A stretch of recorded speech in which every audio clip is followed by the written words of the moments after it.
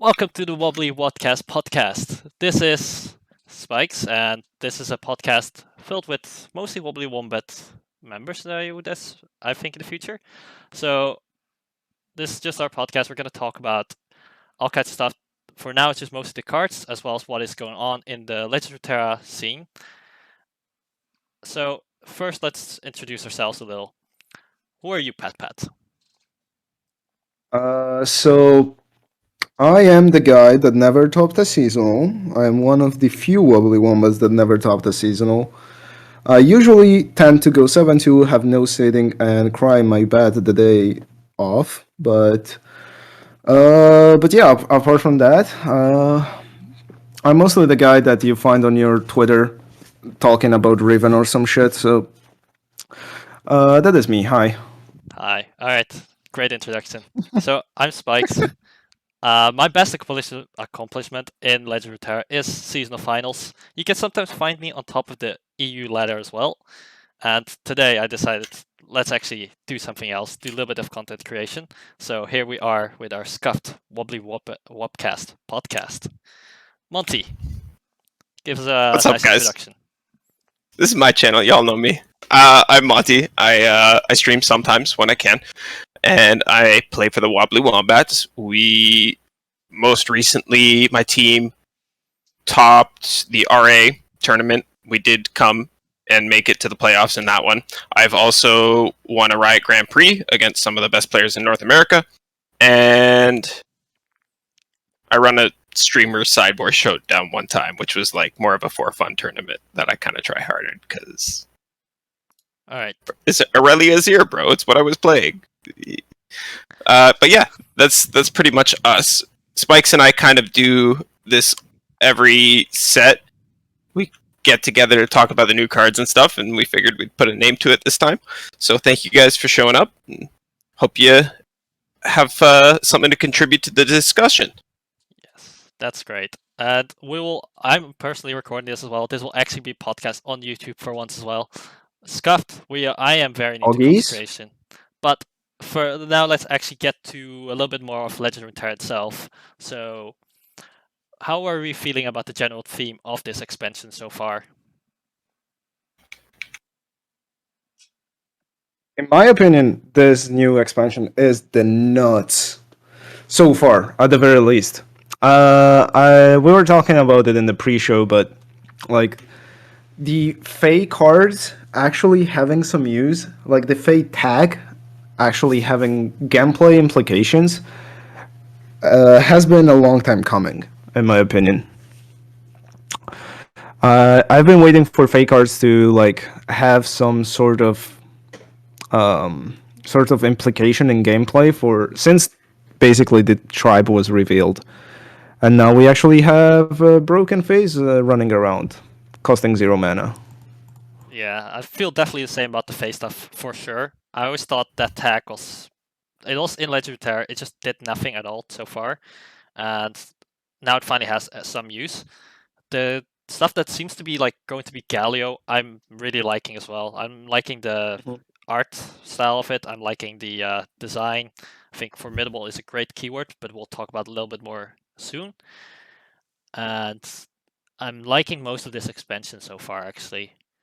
What about you, Monty? I really like a lot of the stuff. I'm also glad that they finally made Faye worth something, as opposed to just being a tag for the sake of having a tag. That kind of irritates me a little bit. And I'm really excited for Formidable. I think it's going to be strong. I don't know. It seems counterable. There's like interaction with it, but it's also a really powerful effect sometimes. I'm really, really hoping it'll unlock Soraka. That's like my big wish. I think Soraka's a really powerful draw engine, and I think that it really sucks that she's tied to Starspring so heavily. And I'm hoping that the Formidable stuff will be good enough to like unlock other Demacia Targon stuff that is a bit more appealing to me. All right. So I feel like we should probably talk a little bit about the specific cards that we find interesting ourselves. We'll start with you, Pat Pat. I am biggest Yumi fan.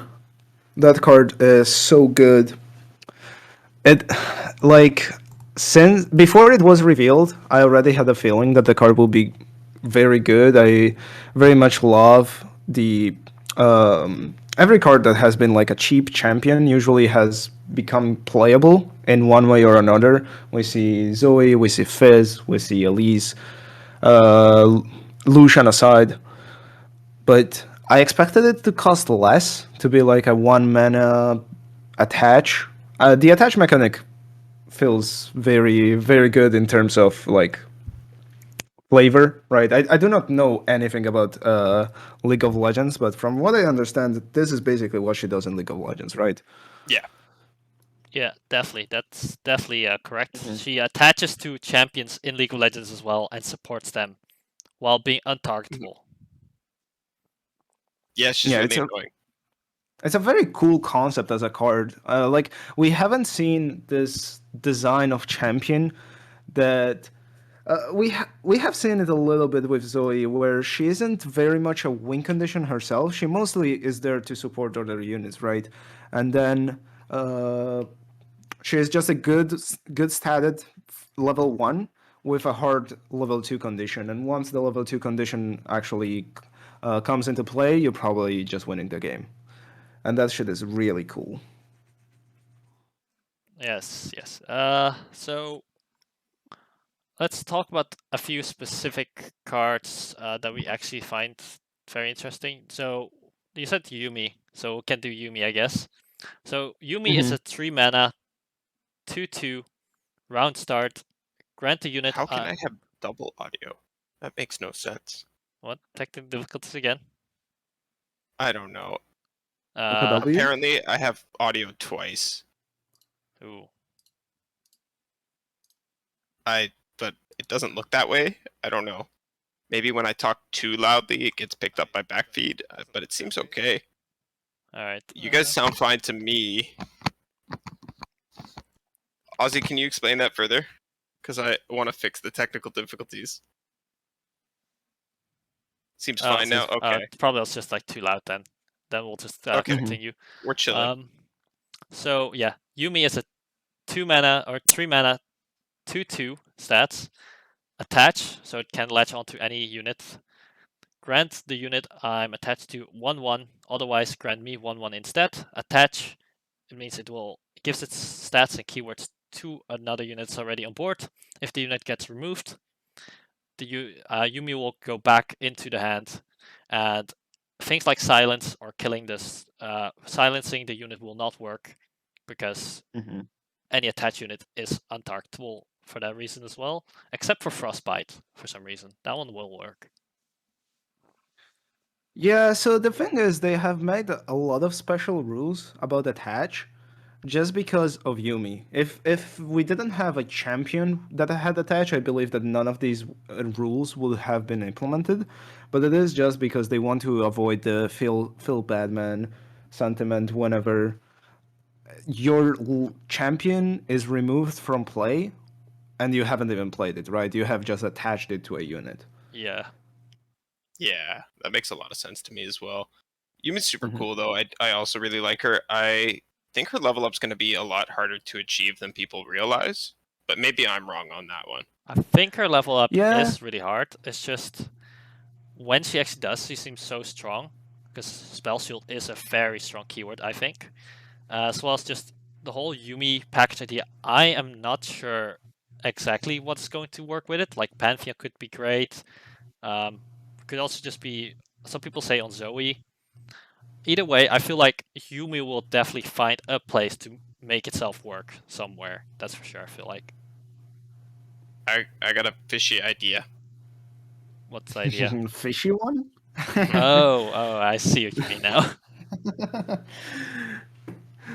I feel like that's not Fishy. too bad, but the only thing is, I think Bilgewater itself is not the greatest region for that kind of thing. But Bandle, bro. Bandle Targon. oh yeah, actually, yeah, never mind. Like, Bandle works. Gems are discard fodder, like, and they're good with Fizz.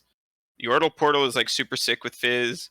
This Heroic Refrain is great with Fizz, I think.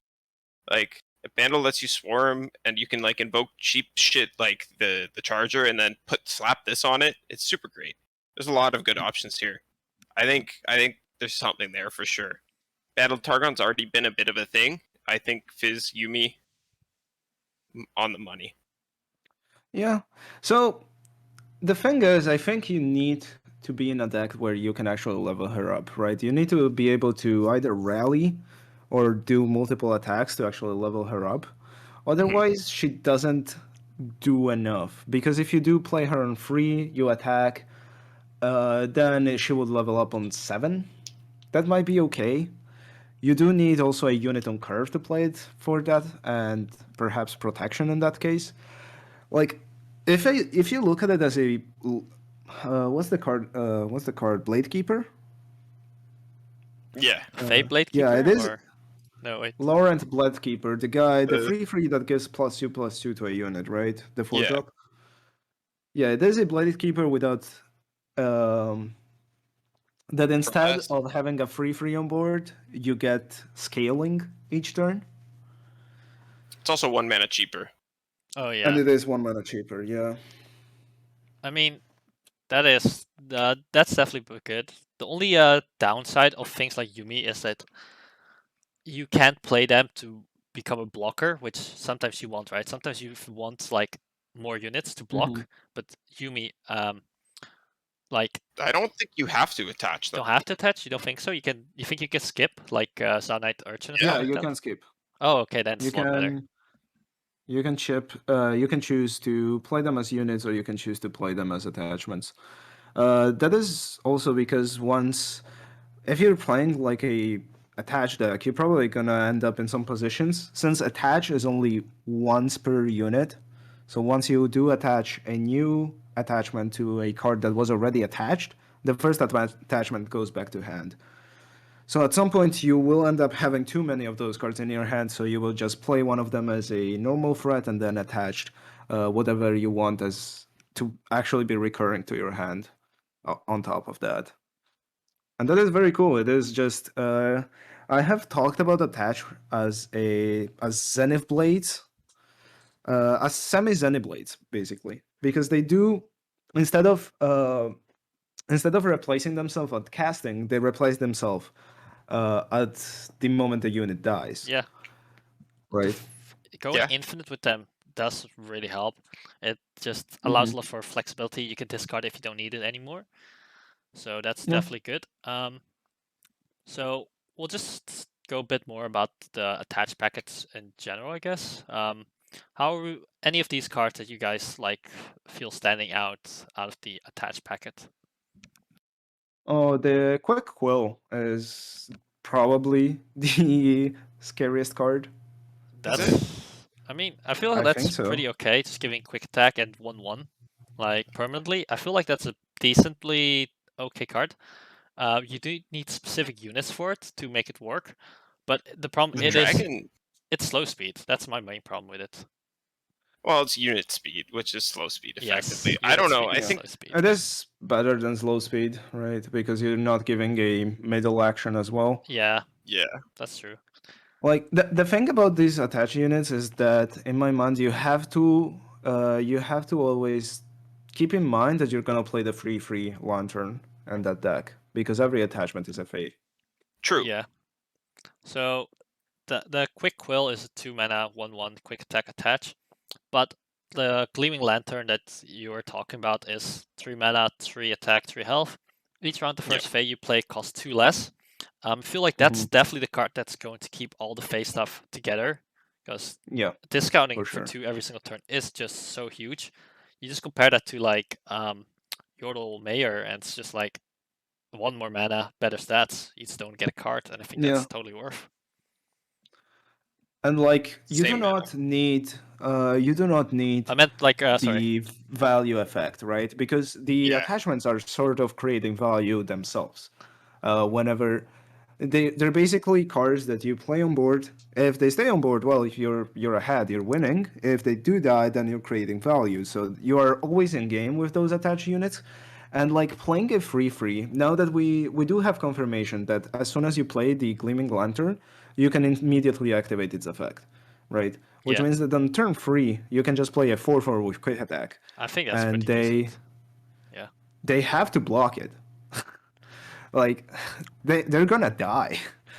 And there's other things in this package. There's a certain true drop that also keeps it together. Like the quick quill is probably the best card just because it is gonna be 0 mana a lot of times. Yeah, that's how I feel about it. Like actual pain 2 is not amazing, but the fact that it can be 0, that's the part that makes that card Yeah. so great. Then just quickly going over the other 2 attach unit that we can see at the moment, which are Papercraft Dragon, 5 mana, 2/2, double attack attach. I think that personally that one is kind of like a meme. I think it's too expensive, and double attack doesn't usually. It's not usually a lot better than quick attack, especially in Yeah. a city like it's Battle City, which means you don't have access to Overwhelm standard. It's like easy access. I mean, isn't this just better than the Ionia spell? Flurry. Yeah. I guess. It's unit mana. That's a downside. Yeah, the Not problem. burst speed. That kind of hurts it. Yeah, not being able to open attack with it's kind of bad. And But like, there's also no pre-requirement of having a quick attack unit. Yeah. I don't think Papercraft Dragon has. I would say it's not competitive and probably won't see play. That would be my guess at the moment. But right, and like the flurry card was very good because you were going somewhat wide and you were putting it on a Sivir, right? Mhm. And that meant that it actually pushed the double attack mattered because you at least always had one unit that went through So- for Nexus, right? In this case, it's probably gonna just get blocked every time. Now here's a question about attach that I don't think Mhm. anybody's asked yet. Mhm. Can you put your units on the stack and attach to lock in? you mean like on the stack, as in like Like- as a spell? Like when you have a level 2 TF on the board, you can put your units on the board to attack, and then you can play a card to set off your spell and lock your attack and pass the action. Oh, I don't think so. No. I kind of hope you can, but you probably can't. Oh, that will be broken. Hello. Right? Exactly. Like, Let me do okay, you, turn 4, you pass. Okay, I'm just gonna play a 5/5, like this 5 drop and open attack. Smile. Response. Yeah. Yeah, there's no shot that that's how it works. I just think it takes like normal unit actions. Yeah, I But- think it would as well. Just normal unit actions. Mhm. Like double attack is very overrated as a keyword, also, unless it's going face, because you notice it by playing a lot of Lucian Azir, which I did back in the day, right? Mhm. And the thing is, a double attack unit trades for still wins against the same things that a quick attack unit does, right? Noxus. For regarding these cards, I think Rainbow Fish is just better than Papercraft Dragon. They kind of want to accomplish the same thing, I feel like, which is going face. But Elusive is just so much better, as well as just cheaper than the Dragon. The Rainbow Oh, Fish. I also like Rainbow Fish. I think it is the better of the two, but Yeah. I think Papercraft Dragon is like pretty decent. I don't know. I like double attack. I think it's strong. Anyway, the card that I think is really, really good is Friendship. 4 mana, give Dude, an ally Friendship barrier is or insane. spell shield. Oh, I don't think that's that I good. think that card is What? looking I insane. think it's the most overrated card of the set so far. I think it's fine. But I This think you card guys is are way overrating it. absurd. Like, the part that's absurd fine. is the spell shield part, I think. Spell shield and sometimes it's- barrier. It's like, well, maybe it's not insane, but it's good. Because sometimes you can just get a big unit and then you just pick barrier to win the fight. Okay, And spell shield is just block. It's just like, because the 1/1 from Bastion usually does not matter. So it's just same as Bastion, but has more flexibility. So I think it's pretty good. okay. I can see the argument for this card not being good, which is It's fine. I'm not saying it's bad. Mhm. It's No, just but- fine. Like you like, guys are I'm- overrating it the same way you're overrating Minimorph. Okay, dude. Nobody here overrates Minimorph. Okay. True, nobody here does, but like Here. that's what you know what I'm saying. Like Yeah, it's yeah, the yeah, most yeah. overhyped card of the expansion so far. Like it's not that big of a deal. Relax, it's fine. Everything is going to be fine. The card is going to be strong. It's not going to be over. Like it's fine. Mhm. Yeah, I But think people it's. are freaking out about So, it. No, I don't think the it's a thing 3 about off. maybe it's 2 off. Just kind of in some It's a decks. 1 of. Maybe The a thing 2 about of. friendship is that you need to consider it as a model either prismatic barrier or original bastion, right? That is what original bastion did: 3 mana spell shot for 1 round. And you're paying for mana for that. And not only that, you're not in either Demacia or Targon. You're in Vandal City, which is, now that Lectering Yordle and Poppy got nerfed, you don't really have mid-range threats, which are the best targets for this kind of card. Wouldn't it just be like a buff target that you have like put a bunch of attach on? Like from a different region? Like if you have like Yeah. set and you buffed it with Yumi and then you just protect it. Yeah, Something like exactly. It is very dependent on the second region, but it is not a classic Bundle City card as we've seen so far. That is something that I really like about this, is that this is a Bundle City like archetype, like concept that doesn't really go wide. It goes at a mid-range speed, and I very, very much like that. You know what I like about this? Mm-hmm. I like that it kind of pulls from, like, I like that it fits Bandle's flavor, you know? Bandle kind of pulls from every other region and incorporates little bits of it into their own. Mm-hmm. And this pulls from, like, Demacia and Targon. Yeah. Targon in a way that's still powerful, yet different enough that Bandle can act as, like, a way of unlocking those regions in a different region pair. Like, you Yeah. could play Bandle Noxus, right? And then now you have access to Prismatic Barrier. Yeah, it costs a little bit more, but sometimes it's also a spell shield. It's also a Bastion, right? I think it's really flavorful and cool, and I like the way that they've designed the entire set. Yeah, I feel like Friendship as a card is gonna be absurd in tempo decks specifically. Not even like mid-range decks as we know them, like Pantheon, but tempo decks that go like Poppy Zed used to be, stuff like that. That goes like I put 2 to 3 units on board. They have like 3 drop to 4 drop stats, but they have insane effects, and I'm just gonna try to kill you with those. Having protection for 4 mana in Bundle City for that is very, very good. Mhm. Yeah, I think that's pretty decent. Other cards that Okay, are dude. sorry. Just friendship. I would rate it for like a 4 out of 5 stars. Oh, we have to rate things again. No, we don't have to rate It's stuff. like a 3. I just doing it sometimes. You're overhyping this card. It's a 3. It's fine. It's nothing That's like, special.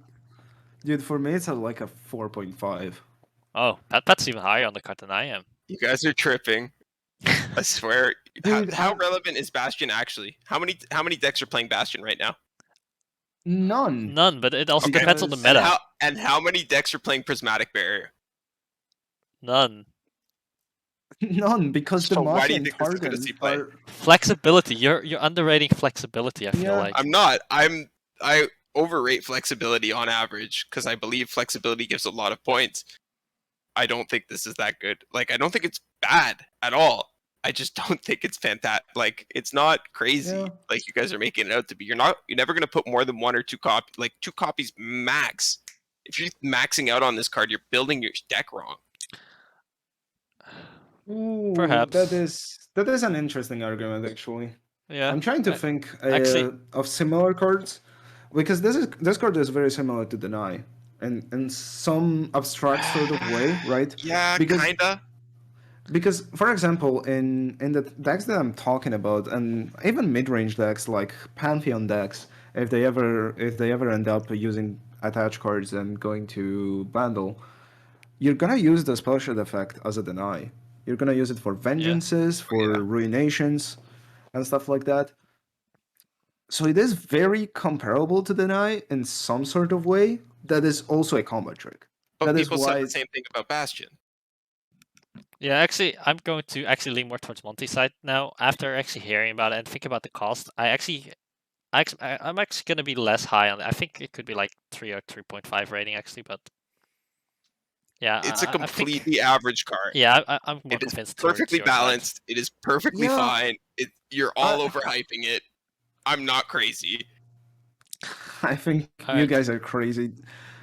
Oh, Here's like, wait, this is a totally different, very different card, but it's like some people thought this was going to be so great. Transpositioning, 4 mana, fast speed, recall ally. The next ally you play this round will with equal or less cost 0. I personally think it's a total meme. I think this card is going to play out either completely broken or completely useless, and currently I could not think of anything which makes this card great. So I think it's completely useless right now. I think it's fine. I think again, it's just a situational defensive tool. I think I agree with Spag's stance, where this card is very silly. So the only things that it can do is be completely terrible for 2 years, then something breaks it. Yeah. Like this card is just waiting to be broken in some way. And it is very interesting because this card, coming from other card games, this card is in other card games, this card will synergize with general mana reduction. However, Legends of Runeterra is very special in the fact that cards on the field keep their mana cost they were played for. Yep. And that is a very important rule for this card because you need very specific cards that summon themselves without having to pay, without playing them, right? And that is the only card that is currently like that in the game is the Yeti, the 8 mana 5/5. Claws of the Dragon as well. Yeah, But that's only like 2 mana, right? Yeah, I think so. That's Maybe like 3. that's it's worse 2. than the cost of this card. So that's never going Yeah, to work it's- out with this. well, if you recall your Claws of the Dragon, it gets replayed, so it's actually True. It does. It does. That does happen. You're only spending 2 mana to play Yeah. something. broken. Yeah. Any of the other cards on the first day that released on the first day that you guys think are very interesting? Yeah, I think people. Go ahead. Pat. I said go ahead first, so you Alright, have Okay. to. Monty. All right, done. I think people are underrating the Blastcone Seedling. Again, I don't think this is a crazy card, but like I've heard people saying that it's absolutely useless, and I think that's just flat out wrong. I think a 2/2 with barrier on attack is like pretty strong, and I think a 2/2 with impact on defense is like not bad. And I think the fact that it's an Ionia minion is huge for Bandletree. Yeah, I can see that. It's just Bandletree for sure. That could work. And the part that's actually interesting about this, I think, is like it being able to give barrier could matter for stuff like Shen, but the way I look most at this Blastcone Seedling, the 2 mana 2/2 grant barrier or grant me impact, is like you compare to the card in Bandle City that's 2 mana 2/3 impact, which is better stat line, and then the other card you could kind of compare to is the Demacian card, the 2 mana Bright Steel Protector, I think it's called, 3 mana or 2 mana 3/2 give a unit barrier, and just both of them, it's just like it's just worse than those cards, I feel like, and I don't think the flexibility of this card is enough to carry it over the step to make it good enough. So the card is gonna be used for barrier most of the time, right? The impact effect only matters if you're not in the early stage of the game anymore and you're just trying to overrun your opponent by going wide, right? And like I see the card being absurd in Bandletree just because it is a 2/2 barrier. Yeah. You do not have to play cannon anymore. This card is very, very good to actually get you through that early stage of the game for Bandletree. But aside from that, I do not see any use for this card. Like I was thinking, I am a big Ionia enjoyer, and I just do not see an Ionia deck wanting this. Yeah, for me, I like Bandletree, and I've played quite a lot of Bandletree. I think it's better than Cannon, Mm-hmm. and it would replace Yeah, Cannon I agree. probably. But apart from that, I don't see this slotting into other decks at the moment either. Tristana slowly getting more power. Let me play Tristana, bro. I like that champion. She's fun. I like her too, yeah. But this doesn't seem enough. It might be more closer than you think. How are we feeling about the hungry Owlcat stuff though? Just the whole archetype. Meme. Ooh, those cards are fun, but so bad. I mean, that And is the Tristana archetype, right? is it? I don't know. I was looking at those cards, and somebody mentioned Iceborne Legacy, and I was like, oh. Then like, my mouth said Owlcat Iceborne Legacy, and yeah, it doesn't sound good. Yeah. I mean, unless you can really buff them up fast, I feel like it will be worse. Because the spiders, at least, they come out like quite fast. You can summon quite a lot of them at the same time. As well as for the Mhm. Poro stuff, they have elusive, which makes them very unique. But yeah, Spellseeker's okay. It but is it's a huge mana investment to get these out. Yeah, it really is. It's unless you have a mayor on the board, which doesn't discount all of them anymore. So, yeah, Mm-hmm. they are Fey. I think. yeah, I'm pretty sure they're Fey. So I think they are, get yeah. discounted by the lantern, but then you're wasting a mana. Yeah, The card, I think Owlcats are a meme. I I agree. think the card that catches my attention from the first day more so is actually just the Yorda Portal, the 3 mana to play, discard 1, manifest Yorda costs 3 or less, and summon it. Burst speed summon is very valuable, as we have learned over time. The card itself, the part that's going to be tricky is that you will have to manifest a 3 cost unit most of the time, because if you manifest something that's lower than 3, then you get you don't get a lot of stats, right? And you then had to discard a card. And Battle City generates a lot of fodder cards, so the discarding part of the Yoda portal doesn't matter too much because you'll have probably something useless anyway. But it's just all about, is the unit good enough? And I'm not 100% sure it will be, just because if you don't get a 3 cost, you just have low stats. Even free costs, the Yordles have low stats, right? The only thing that comes to mind right now is Mayor, and I cannot think of a different free drop Yordle right now. Trevor Snooze Bottom, I think, is he 4 or 3? He's 4. He's 4. He's free. Perhaps the stats are just actually too low on the Yoda portal thing. I don't know. The new one that they dropped, the Hothead, is a really good hit off of this. Attack, grant the top champion in your deck +1/+1 and random keyword. It's a 3 mana 4/2. That's good with the Yordle Portal. That's a fantastic hit. Okay, I'm looking at the pool that we have right now, but it doesn't show the full pool. We have Yordle Newbie, which is a free 2. Ew. That does nothing. We have a Bilgeard Rascal. Wait, its summon effect happens as well, right? Oh yeah, that does. Yeah, matter. if you've added 2 cards to your hand, this round grant me +1/+2. So you can do some stuff with that, sort of. I guess.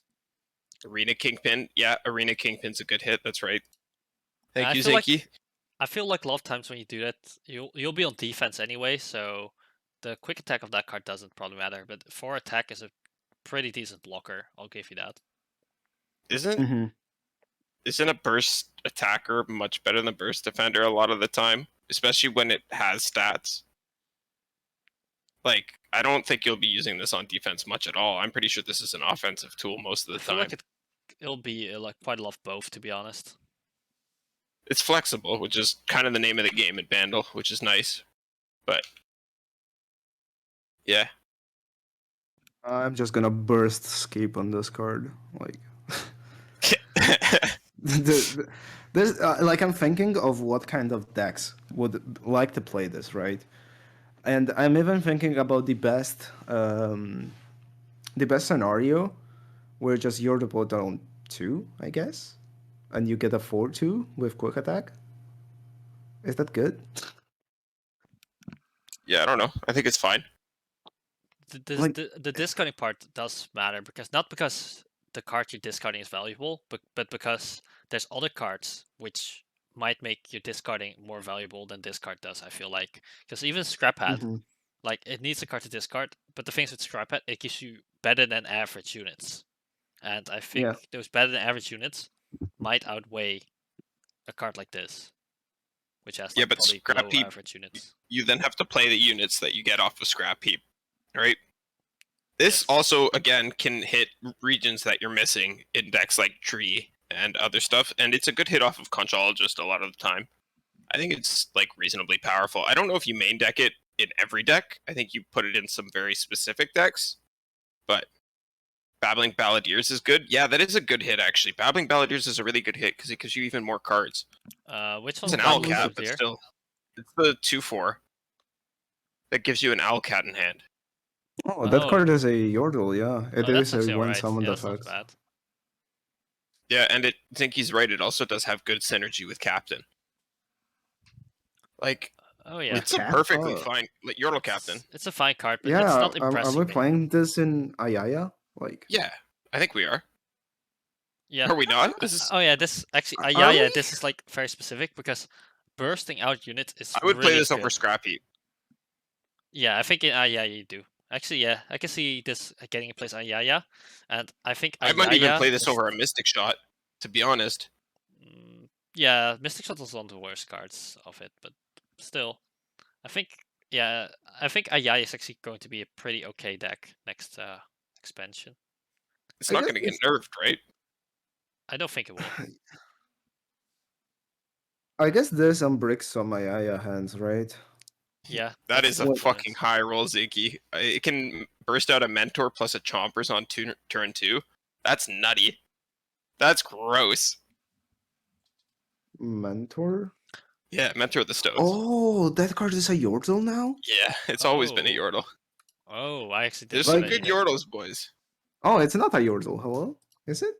Yeah, isn't it? I don't know. Mobilytics might be behind. Does Moblix say But- it's Yordle? No, it doesn't. No, it doesn't. That's But I could have sworn it was. Riot. Could you like partner with Oh, somebody that actually does their job? Like, They say, yeah, please? I think it is a Yordle, so that would be pretty nuts. Yeah, actually. yeah. League of Legends Wiki says it is a Yordle. Any other Okay. cards on the first day that you guys want to talk about, or should we move to Demacia? Is the fated guy? I really want to talk about the fated guy. Faded guy. Oh, the librarian thing. Yeah, that card is Okay. absurd. So for the people that don't know, it's a 2 mana assistant librarian. It's faded, Nexus Strike, draw a spell that costs 3 or less, and the stats are 2 attack, 2 health. I also think you guys are overrating this one. It's Nexus Strike. That's like a really hard condition to achieve. Okay, okay. I will give you this. It has faded. What if I play a quill kill on this quick kill on this card? Quick quill? Quick quill. Okay. I mean, that's Okay. okay. So I'll just say It's a 4/4. Do you block it? Yeah. I'm not giving you a card. Yeah, Yeah. exactly. My and then I just do it again. But you can So- just do Over and that over. anyways. Like, it doesn't, like... It's not a bad card, again. It's great, because it has faded, and it's reasonably statted, and you want to be targeting your minions anyways with buffs, so it's, like... It's And a it good costs card. 0 mana. So You very can't... often. Not everything can cost 0 mana, Pat. You can't use that argument for every card. Yes, you. Okay, so the thing is, going from like, when we were talking about the 5-drop, right? The one that gives quick attack, that one costing 3 mana is not as huge as the card going from 2 mana to 0, and you being able to play a 0 mana, like pass 1, pass 2, play Lantern of Fleet, play this guy, and then on turn 4 you can open, play Quick Quill, and you have 7 mana open, right? Like, I'm going to chip in here and say I think this card will see play with the whole Fae thing if that all works out, which I think it will, because it is very important that when you play the Lantern, the Gleaming Lantern, that you do have a follow-up play on the same turn. And at the moment, we only see 2 cards which are Fae that are good here: the Quick Quill as Assistant Librarian. They both are 2 mana, and they will go both to 0 mana. It is so important that on the turn itself you play a 0 mana cost to follow up to get that tempo. So I think that is what makes this card Yeah. good. The faded and the stats are decent enough for the card to work. I think the Nexus Strike part is just extra. You don't actually need it. Mm-hmm. I think even without the Exactly. Nexus Strike text, this could actually just be played just to generate tempo. Again, I think it's a good unit. Oh, okay. Shell game? Oh, that's a meme, Ziggy, and you know it. Come on. I know that's a meme. You should know that's a meme. But And yeah, no, like, I agree. Like, it's a good card, guys. I just, again, I'm not sure it's the best card to have ever been created. But there's know? just like I'm you also need it. thinking. You need 2 mana cards to go with Gleaming Lantern to play on the same turn, and because we But only have these so You're not far, going to have Gleaming Lantern in every single hand. no, you're not. But then even without it, it's a fine card. It's just like the Okay, Gleaming Yeah, Lantern is is just I nuts. agree.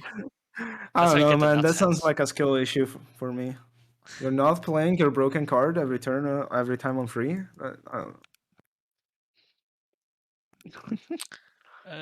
Any other Bandle City stuff or going to the I monster want now? to talk about. I want to talk about reversed Stand United a little bit. Heroic Refrain. Yeah. Oh, I think okay. it's cool.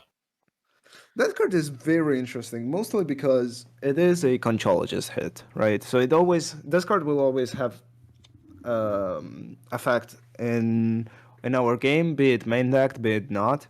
This cause we will see this card one way or another, Yeah. and it is a pretty good combat trick for a region that does go wide. It is and just has pretty small units and is trying to look for you to block just so they can trade. I They are okay with trading because they just go wider anyway, think Heroic right? Refrain is just giving a buff, a combat buff, which is not too significant. I don't think giving +2/+1 is too significant. For 3 mana, even on 2 units, it's going to see play, but I don't think it's going to main decked that much. Maybe as a one-off in certain decks. But the thing is that I've noticed a lot over the course of Legends of Runeterra's history is that combat spells generally tends to be played at 2 mana and not at 3 mana. The gap is so huge because like Twin Disciple, when it was 3 mana, it was Twin never played. disciplines. Now, yeah, no, next Twin Yeah. Disciplines. Now it's 2 mana and seeing play everywhere. Sharpsight's 2 mana. Troll Chant is 2 mana. Like them being 2 mana matters so much. I think that's why I don't think this card will see too much play.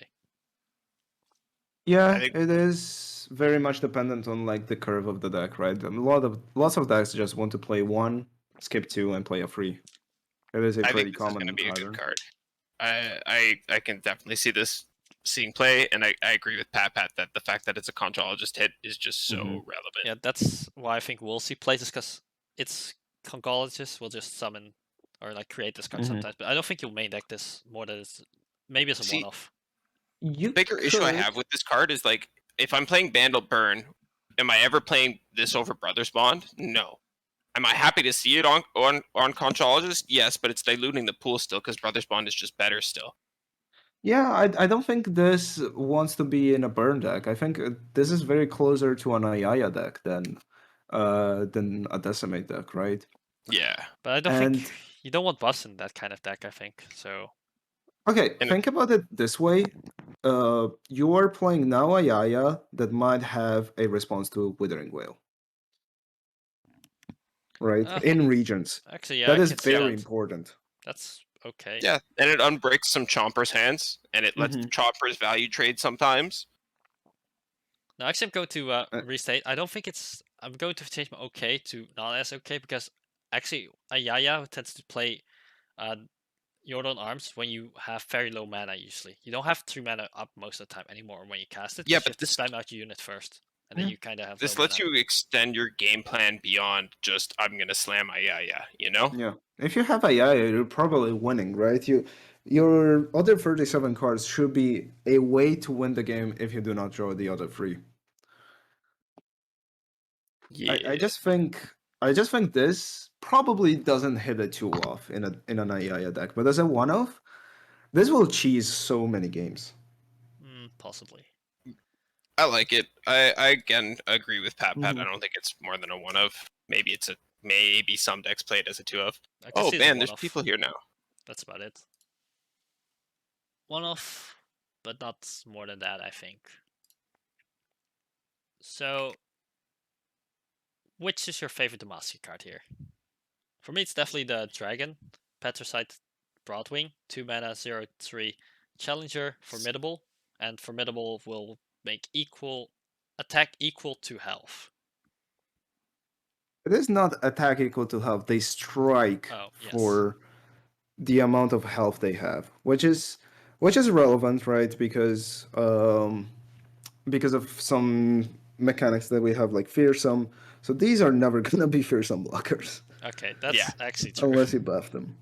Yeah, they're not fearsome blockers. They also are like affected by combat spells pretty heavily, in like a way that lets your units survive. I don't know. I think these are cool cards for sure, and like I think they unlock what's that 2-drop spell in Targon? The +2 health, not the heal one, the other one. That's like kind of played. But not really. Sunblast Vigor. Yeah, that's the one. That's the Okay. one. I think that these like make that card a lot better and like stuff like that. But I don't know. I need more time to digest these cards and kind of think about what they work with. And I think Galio is kind of going to make or break this. Like, if he has a way to buff formidable allies, or if like, I don't know. We see support, we see formidable, we see tough. There's like a lot of things going on in this package. It's really hard to say what Galio is going to do. Yeah, I He is kinda agree. definitely. I think he's definitely gonna have formidable himself. That is the only thing that I'm 100% sure of. Yeah, I thought he would be a bit more spell focused, but he might not be. The cards themselves from Demacia that released today feel very Demacian, like the theme as well as the Yeah. Yeah. combat style. It just feels a bit easier because just Demacia is just basically said as like the Hearthstone region, just a bunch of stats, and that's kind of what it is. But it's like enough different that it feels interesting to me. Yeah, I agree. And it is very interesting because until today we were waiting for this Galio deck that like blocks a billion of spells, and this deck looks more reliant on spells than many Demacian decks that we have seen so far. Just because of how formidable works as a mechanic, you're now unlocking the potential of so many spells, especially Targon with like Astral Protection. That card is very, very cool. Cool between brackets. Like, you can play this 2-drop on turn 2, take something, and on 3 you Astral Protection, and you have a 7/7. I mean, I think it's just the baseline of that. Patricide Broadwing is just good enough to see play, even if the Gallo stuff Yeah. doesn't work out that great. I feel like a lot of these cards have okay potential, that some of these, even though I'm not sure which ones, will slide into existing Demacia decks. So, I was thinking about this right now. If we didn't get new Demacia cards tomorrow, the Broadwing is the only card that I will play from these, probably.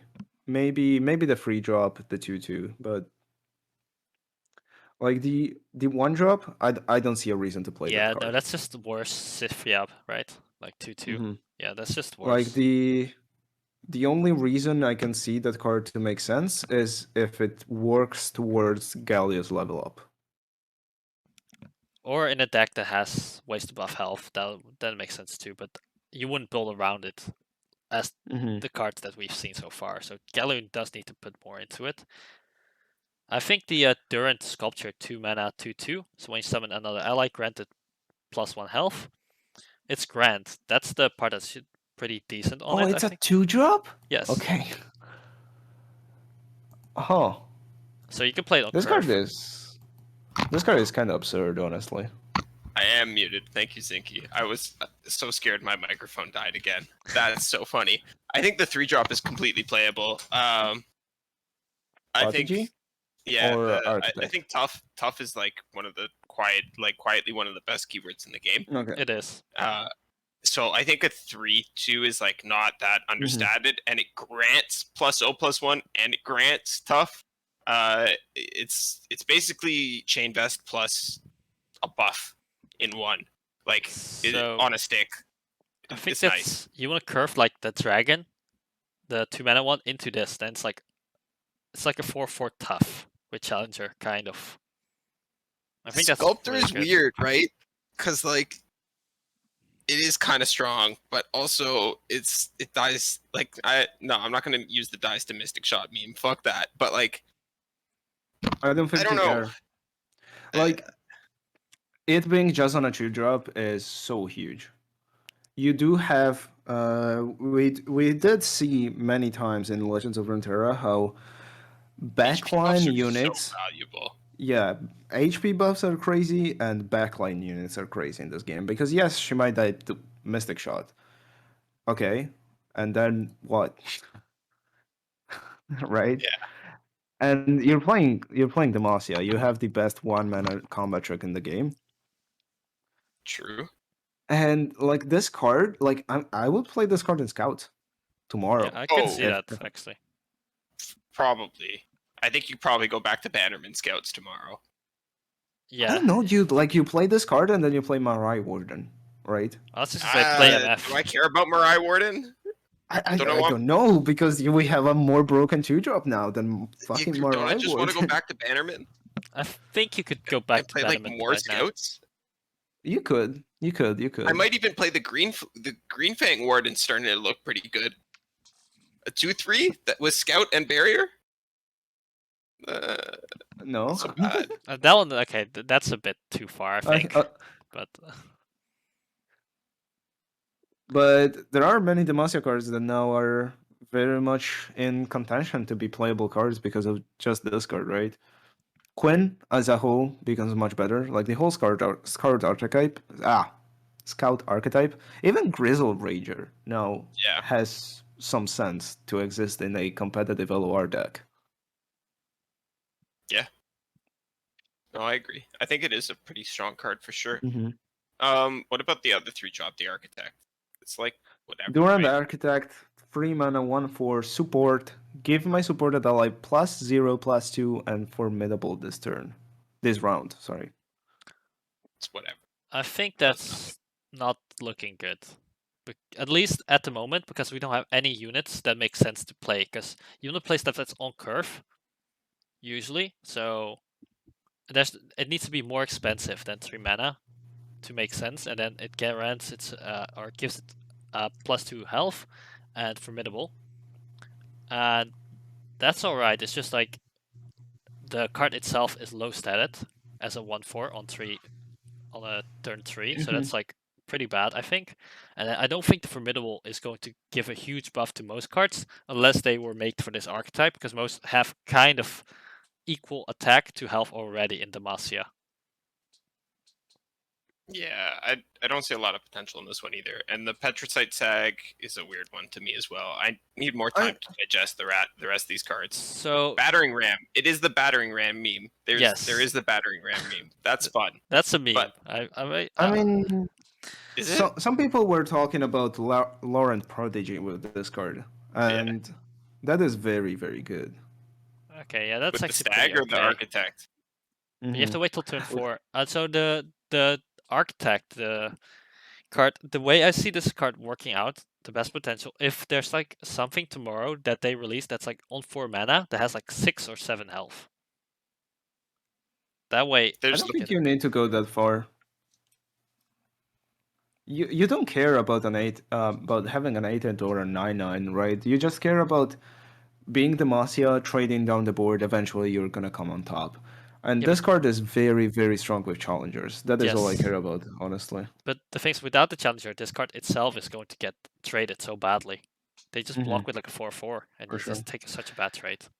I very much like this design because it does give a backline unit like vibes, but then you think about it and you have to go in combat to abuse this card. Braum! It is a Braum card. Braum Ooh. curves directly into this. Wow, actually, Yeah. Rom is pretty That's okay. Zinky's a genius. We're all oblivious, bro. That's terrifying, actually. Yeah, That there is actually horrifying. Oh, that doesn't sound fun. What? A one, Okay. a Braum one, is- a 1/6 alright. Braum was too strong. This Now we have an 8/8 Braum on turn 4. What? And the combo crazy part, we specifically- still lose the White Flame. Yeah. that combo specifically is good. It's just like I'm not sure if the archetype around that is going to be good. Yeah, I Bro, mean, you just play Mono Braum, you pass turn 1, you on-treat turn 2, you play this on 3, you protect it with your Elixir of Iron, then you have your Braum on 4. Easy. yeah, and we also need to keep in mind that we're gonna get Freljord cards this expansion. It's true, we are. We are getting Freljord cards. So, as much as I see Broadwing to be a region staple going forward, we're probably gonna get something similar for Freljord, like a cheap card that is gonna be some sort of staple in the future Freljord decks, especially since the last like 4 releases for Freljord, nothing was a mid-range deck. We've always gone towards like more control-ish archetypes, so I really want to see something this time that tries to kill their opponent. Yeah. And in that case, of course, it would work out very well with Demacia, especially in the Trollchant region. Sorry. I am very excited for this expansion. This expansion Completely agree. is looking like normally the first cards are released don't get me too excited, but I think the cards that they've shown this far for 3 days of reveals have all been very exciting. So I'm really liking that part. Yeah, I'm looking forward to Galio tomorrow, and then the Gnar stuff I'm really excited for myself because I've always been a big Gnar player. So Yeah. Yeah, I that's about all I've got to say on the cards. Yeah, I think You guys have anything else you want to add? We can cover some cards that we haven't covered, but we still have a I few just other want to things say, to cover, Pat. I just want to say that like Broadwing, to me looks like a 5 out of 5 card. That is probably gonna be a region staple that is never gonna be touched. And Duran Sculptor, I wouldn't be surprised if it got nerfed. I think Broadwing will be a staple, at least for the time being. Sculptor looks pretty decent, so I'll agree that that's looking like I feel like And it will fill a similar role like War Chef used to before the nerf. yeah, and Demacia does need 2 drops. And also we need to think that this is still complementary to the initial Bandle City region release, right? And we need to think about all these cards with Poppy. These cards are very Poppy friendly. They are very Poppy friendly, but Poppy's been nerfed so many times. I don't think Poppy at this point is broken at all anymore. Yeah, like, but that's the thing, that these cards do not care about the Poppy nerf, right? Yeah, that's true. They don't at all. None of them care about the Poppy nerf, which is great. Yeah, we got Poppy nerfed twice, and all we got was 2 -2 attack. Problem is, they kind of suck with rally. Oh. Poppy offsets that a little bit, but they're taking damage. They're really only good for 1 attack, even though they are like. Yeah. You know what I'm saying? Like, you need to build your deck in a way that works towards these, and like for that you need healing, which means you need. Yeah. I don't know. Like, maybe it works, maybe it doesn't, but like I don't think these are as broad as you guys think they are. I think as general units, they kind of just peter out. They take 1 good trade, maybe, and then we just use buffs. Yeah, I guess. I guess, but then you're like forced to pre-commit buffs in like weird situations, and it like I don't think it works out as cleanly. Twin the Broadwing, it's a 6/6, yeah, but then you got to pre-commit a twin. You can do it after that, and it's still okay. But then, like, it works the first time. It doesn't work the second time, you know. Either way, I think these cards have a decent enough power level that they will see play. Some of them, if not like at least the 2 drops, I'm really liking. No, I think they'll see play for sure. Yeah. I just don't know if they'll be in everything. Yeah, I've been the super critical one this expansion. This is funny. This is weird. For people that don't know, actually, usually when I do this with Monty, I'm the one that's like really down on most cards, and Monty's the one that's really high and like positive about most cards. But this one actually feels a little bit different. I'm not sure why it is like that. It's just probably the type of cards. I feel like these are the cards I fuck with the most, so I like understand their power level, you know. Well, we'll see about that. We'll see. I want to see you to finally top the season next time. I just need to get seeding, okay? Truge. Duran Prodigy as a card, the 3 mana free to play, grant an ally +0/+1 and tough is also kind of interesting in Pantheon decks right now that I think about it. Tough broken. Yeah. It is a fated trigger. Like Yeah, Oh tough, yeah, that's broken. that's good in Pantheon for sure. It's good in more Yeah. than just Alright. Pantheon. It's good in a lot of shit. Remember 3/3 Draven? He's back, bitches. But like, think about it. I'm thinking more about not like the Taric on the Shyvana versions. I'm thinking about the Mono Pantheon deck that actually does play the one drop. This card Yeah. is very good on the one drop. Yeah, And now that's we do have a second champion for that deck in Yumi, right? Yeah. true. So I think But I like this with Noxus. I think this maybe makes Demacia and Noxus Copium playable. you like everything with Noxus. I do. Even if do. when in the past when we reviewed like cards before, you would be like, "This is great with Noxus," and I was just sometimes be like, "This is better with other region," but you're like Noxus. Yeah, I'm looking Noxus. at these cards and literally 0 of them I want to play in a Noxus deck. No, I want to play Protege in Noxus deck. 3/3 Tough Draven is fantastic. Why do you 5/3 care Tough about? LeBlanc. 5/3 Tough LeBlanc is crazy. But that's like it's not on curve. It's 3-drop. You need to be on curve. Okay. Well, no, if she's a 5/3 from the Sculptor that you played on turn 2. Oh, Alright. it doesn't matter. We're still gonna lose the White Flame, so. Alright. Nah. So White let's Flame's gonna get nerfed, Copium. Opium. we'll see about that, and then we can just discuss it next week. Yeah. I think It is we very interesting seeing these cards and thinking about the fact that we're gonna play them in a completely different meta because we're most likely getting nerfs. yeah we're getting Yeah. a lot of nerfs. I think we'll have a decently sized patch, not as big as the last one, but decent sized.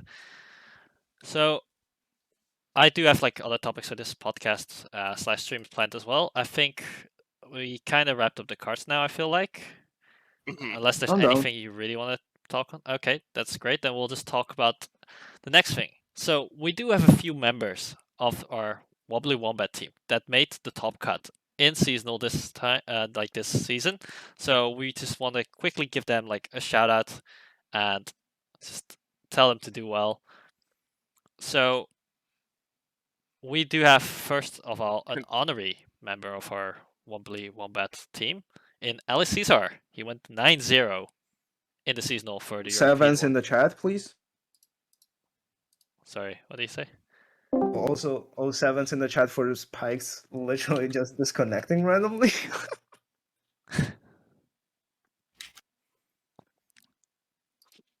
You good? I'm Spikes okay. died. Wait, I'm here. Do you guys not hear Oh. me? You just dropped from the call for a moment. Oh, okay. How? I'm not sure what happened. That's okay. I'll take over. Congrats to Ali, who has recently joined Team Kova. He went 9-0 in the seasonals with the same lineup I brought. He was just good enough that he hit the Ari Kennen players that he wanted to, and he abused them like he wanted to. He didn't. Congrats to That's him. the He's thing. an honorary Wombat. Next up, we have Random7, who, if you put !Wombat King in the chat, you'll see from the last time he topped the seasonal, we have a command. He also made it to top cut. Do you guys know what he did? What his score was? I think I lost it's track. I think it's 7-2. 7-2. I think. 7-2? 7-2. I think so as well. And then we can. Seku also went 7-2. That I know for a fact. Congrats to Seku, who is in the chat, or at least was. He's doing his homework so that way he can scrim and prepare for top cut. Big shout outs to him. And then Kanan went 8-1, 9-0. Did Kanan go 9-0 or 8-1? 8-1? 8-1. I think. 8-1. Yeah. 8-1, Congrats to 8-1. Kanan, who also topped the Asia Pacific seasonal for, I believe, the third time, right? Something like that. Kanan's cracked, bro. Kanan's crazy. And then it's They're insane. all He cracked. topped three of the last 4. Yeah, I think so. So every single seasonal, some wombats have made the top cut. So we'll cheer them on from the sidelines, and I'm sure they'll do Yeah. great. Random7 already made a finals as well before. And we'll just see if somebody finally we can do actually. not talk about the single combat incident. We forget that happened. We do not talk about So- it. Okay, you We're just going to pray here this time that somebody actually takes the trophy, because we've been so close. I've been in the finals. I could not take the trophy, unfortunately, either. But this Yeah. time, we will get the trophy. And then, Yeah, and then what do you guys Kanan think was the also meta's gonna top be 4. like? So the For meta, seasonals? yeah, for seasonal. Top cut. So I'll just so on the open rounds, I think the most common lineups. I think there were three kind of lineups that people played that were like seen as the best lineups that seemed to make it really far, and they both always performed all of the lineups. So the first two are really similar, which they played Ari Cannon and Lee Sin, and then the third deck was just whether it was Ayaya, so Yordle Arms that is, or Darkness. It just started with the two same decks, and then you just branch out to one of the two options. And both those decks really performed very well. And the third option was just going full aggro, just counter the Art Cannons. And that seemed to perform as well. I think those three lineups were the best. I would consider two lineups. In my mind, there were two lineups in the whole tournament that actually mattered. It was Pirates plus Spiders plus Ari Cannon. And the second lineup was Ari Cannon, and then you choose two decks between Lee Sin, Darkness, Ayaya. And then there was some Pantheon stuff. Somewhere. I don't know who topped with Pantheon. I do not understand Pantheon lineups, honestly. But for Top Cut, I believe the idea is very similar, that you're gonna be playing aggro, or you're gonna be playing a mix of those like four decks. One of them for sure being Ari Cannon because it's absurdly broken. But I think there are at least two decks that get added into the mix. I think that Tree is now a very interesting option because Darkness plus Lee Sin has been considered very good, and same thing with Scouts. Scouts is very good into Darkness, and it is 50-50 into Lee Sin now that White Flame is out. But it does pretty okay into aggro at the very least. Yeah, that's true.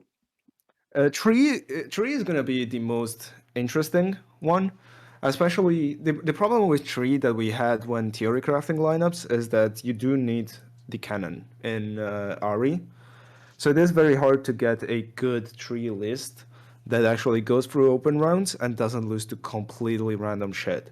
And because that deck can just lose to random decks that you just don't know about, like you can lose to Talia Ziggs and Deluxe Piles and all that. And in this environment, it is so much better.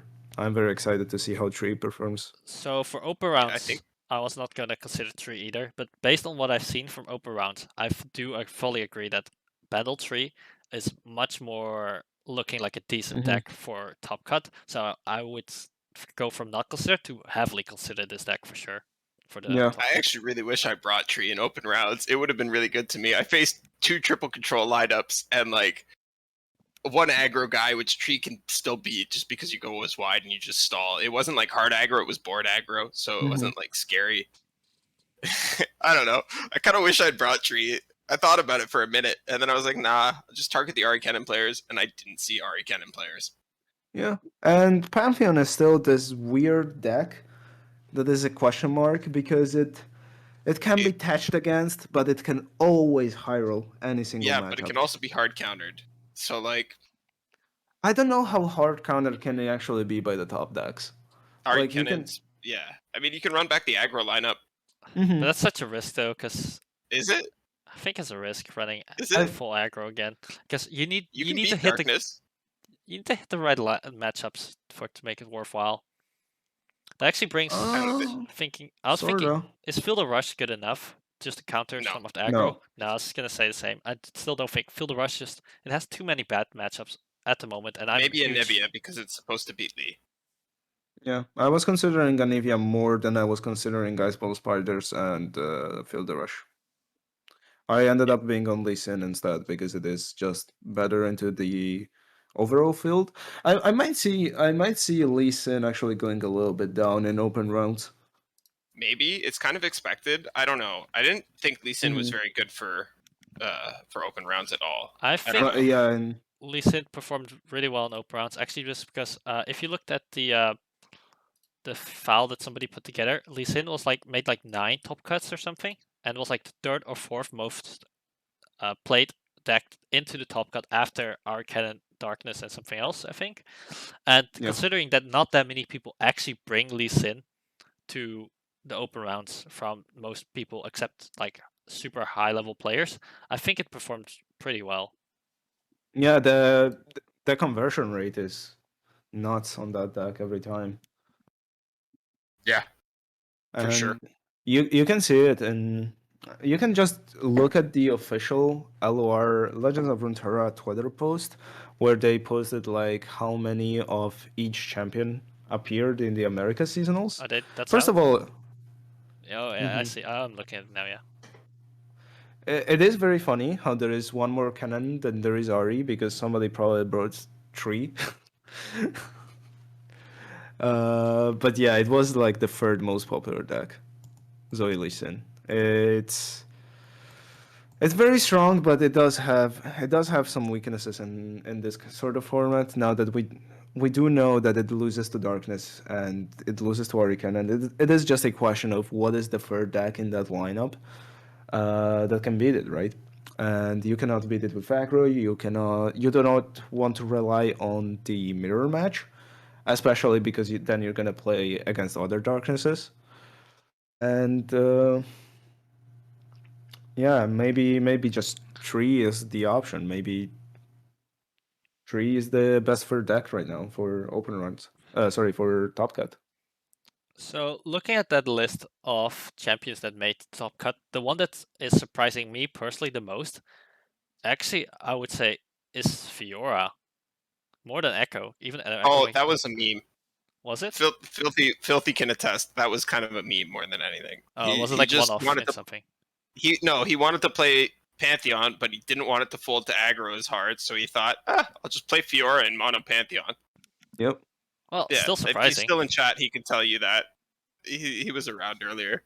But yeah, no, I mean, power to him for it. Fuck that. Like, Fiora's a top cut. She's not dead, bitches, you know? But, like... You know what is very, very surprising in terms of conversion rate? Silver Action. And America had 1 top 32 total. And like I've been preaching about that deck being very bad for a long time now. But the play rate was always against me, right? The deck is fairly highly played right now, in general. I would say like I think Silver Action was overrated.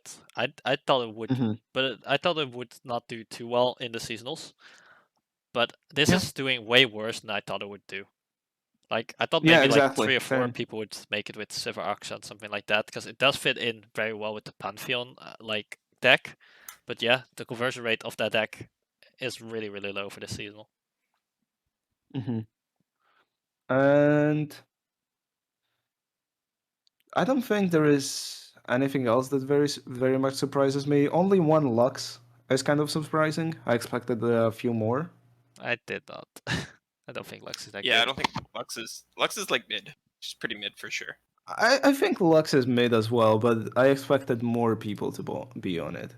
It is kind of hard to, like, I feel like there's so few champions in this list just because 23 people brought Ari Cannon. I think that's actually lower so than much I thought. Space. 23 people are. I thought actually there would be even more, even though it in the past has not always been more than like 20 to 25. I thought we would have more actually.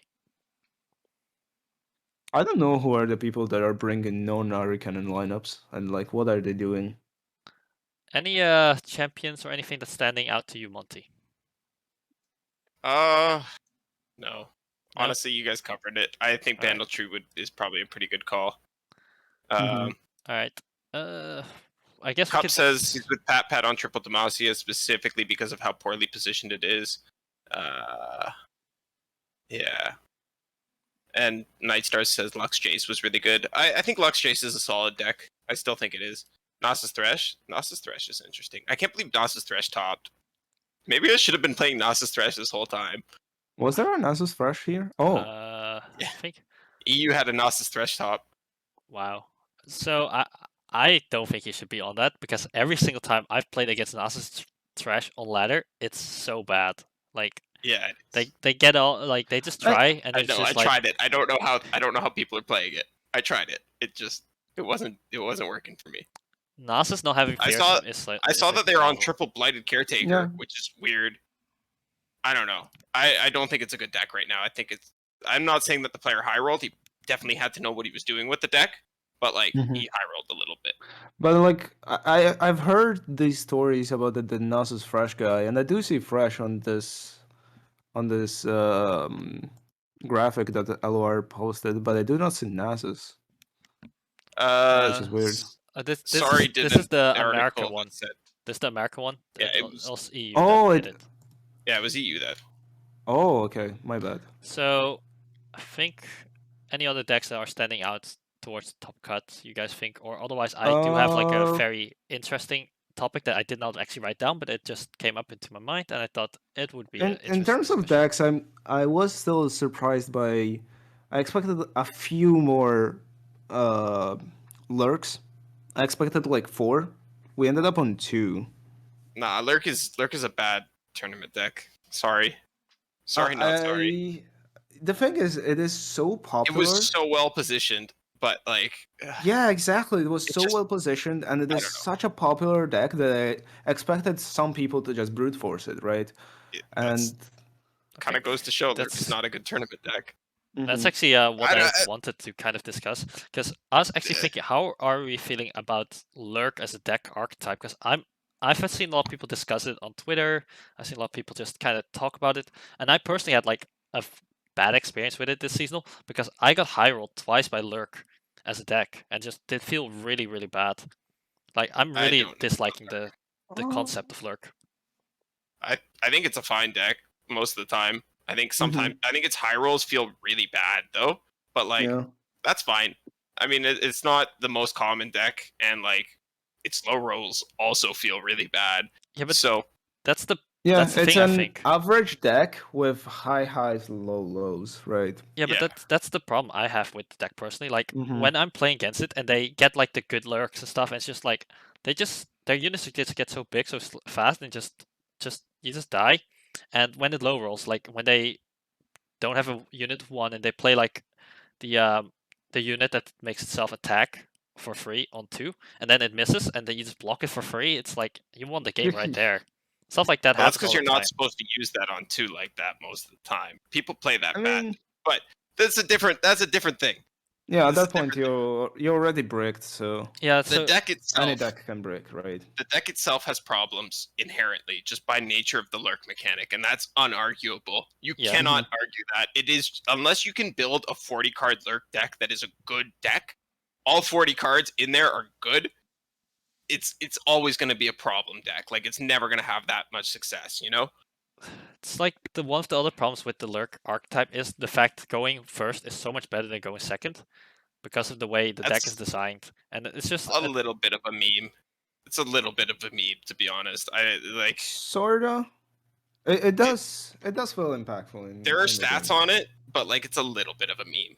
It's not that it's not it doesn't matter. It's that a good lurk Mhm. player is like trying to abuse the deck in other ways, right? You're not really Yeah. necessarily relying on any individual lurk. You're trying to, or on all your lurks, you're trying to rely more on individual lurks by abusing your champion power spikes. At least, and like your high cost cards, power spikes with like Jawfish being able to clear a whole board, unless you low roll on that one, which feels bad. Or like the 5 cost unit, once that gets buffed up to 8, it gets the spell shield, overwhelm, and fearsome, which is a very powerful combination. Like I don't think it even matters like uh, anything aside from turn one in the odd versus even argument. The only thing that matters is turn one, just because Lurk has very good one drops.